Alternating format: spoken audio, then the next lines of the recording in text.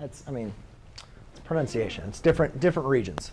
So last time we've talked about adding, subtracting, and multiplying, right?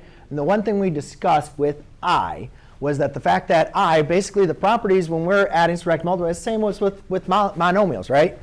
As far as the coefficients and what the variable is.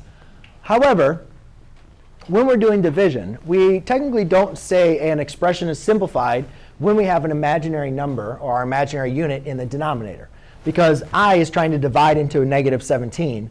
Well, it's an imaginary number. How many times does an imaginary number divide into a real number? It doesn't really make kind of conceptual sense. So we say this is not simplified. So to simplify it, we like the I to be in the numerator.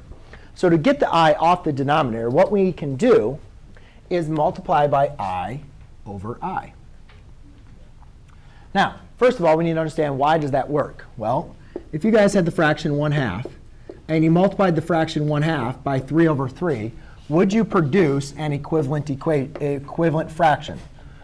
Is 1/2 equivalent? Hi, Brittany. Hi. Can I get my work for 8th period? For 8th period? The homework is, if you flip that over, go around there, you can write down the homework, but I don't have, that's what we're going to be doing.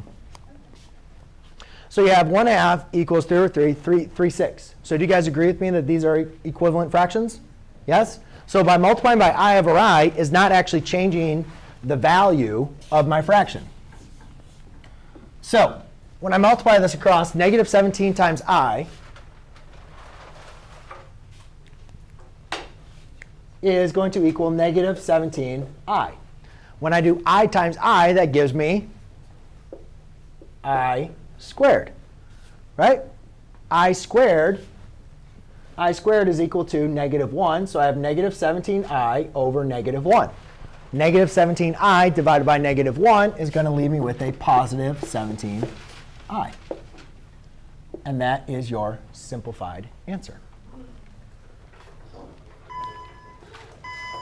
Look at that timing.